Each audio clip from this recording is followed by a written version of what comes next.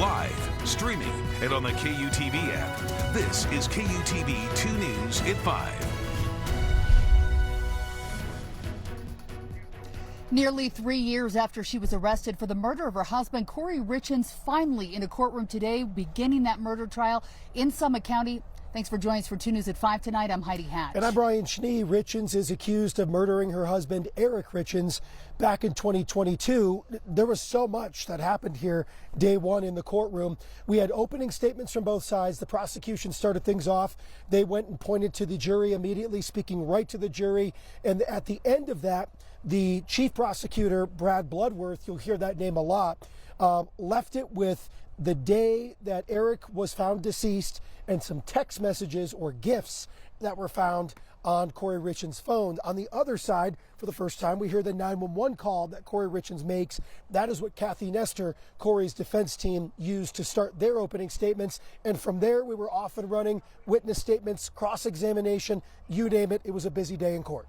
That's right, especially emotional when you heard that 911 call for the first time. The defense, though, interestingly enough, they were saying she's not a perfect person. Skeletons will come out of anyone's closet when you start an investigation. So they were trying to upfront to sell people on the fact that she's not perfect. Let's work through this. A lot of the focus was on Eric today. Eric, of course, is deceased, and that is what all of this centers around. Here's some back and forth with Brad Bloodworth, the prosecutor, and the first witness to be called to the stand. That would be Eric's father, Eugene Richens. Did there come a time later when Kouri Richens told you what caused Eric's death? There was. I can't tell you the exact date, but it was between Eric's funeral and when the medical examiner had declared what he had passed away of. And she called me and said that she had just talked to the medical examiner and they had determined that he died of the same thing Linda did and COVID. What, if anything, struck you about Kouri Richens telling you that Eric died of the same thing that Linda died of? Well, as I said, I called my daughter Katie. Katie in turn called the medical examiner, and they had never received a call from Kouri. They had not even released the results from it yet. Listening into a lot happening in court today, and we're not just watching here in Utah, people nationally and around the world watching as well. I spoke to a defense attorney today who was a one-time prosecutor who dealt with family violence issues in court, and I asked him specifically about the book that she authored after her husband's death, Dealing with Grief, and if it would play in, and if we'll start hearing more about that in the coming weeks in the trial. Here's what he had to say. So it's certainly the more salacious issue in this case that the prosecutor is going to kind of have to deal with. What was interesting in the defense opening statement was they played that 911 call where she called they say immediately after finding her husband dead, that she was distraught and overcome with grief. And their argument's going to be that this is not someone putting on a show, that this was a woman who's genuinely grieving the death of her husband.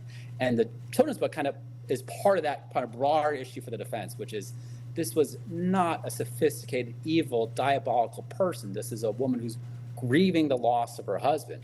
What the prosecutor might counter is that this woman was an absolute psychopath, that she was not capable of basic human emotion, she had no decency, and she had no compassion, and that everything she did was plotted to kind of advance her own financial interests, and that she could care less about her husband, she could care less about the outcome of murdering him, and that children's book was just an attempt by her to make her look like someone who was grieving when she wasn't. I don't think most of us The first person to be cross-examined today was Katie. Katie is Eric's sister. So Katie took the stand for most of the time today. I mean, this was hours before the lunch break, after the lunch break.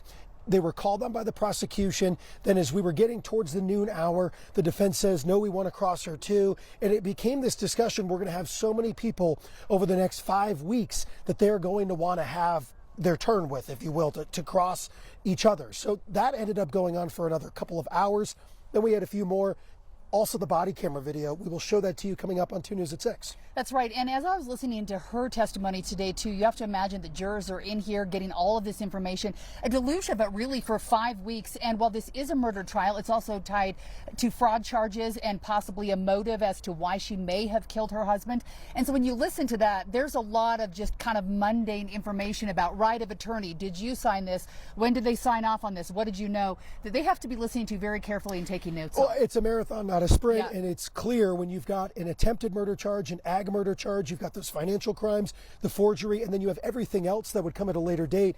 This is just a lot to go over on day one, but that's why they planned 5+ weeks for it. That's right. And you can watch this streaming on KUTV.com and YouTube every day with that trial starting at 8:30 in the morning. Stick with us for the latest on the Kouri Richens murder trial. Again, all of that coverage posted for you on KUTV.com. And again, I'd invite you to follow along through the day. That live stream is great. If you're at work and maybe don't want the boss to know what you're up to, but you want to know what's going on, we've got the live stream there. It is there for you to listen. There were a lot of breaks today. There were a lot of breaks in the action. There were a lot of interesting tidbits we didn't know.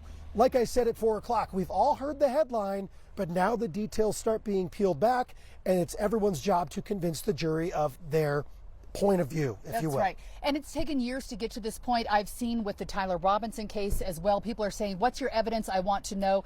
It is safe for trial. And in this case, as in any other case, the defense, the prosecution has been keeping all of that information ready for trial. It's starting to be released now. So a lot of the questions people have had for years will start to be answered in the weeks to come. Day 2 tomorrow, they'll pick up where they left off. When we walked out just a few minutes ago, there was one of the deputies from the Summit County Sheriff's Office taking the stand. So they maybe got to close to 5 today, and that's a long list. And we're going to pace ourselves as well. Day 2 coming up tomorrow. So we'll send it back inside to you guys. All right, Brian and Heidi, thank you.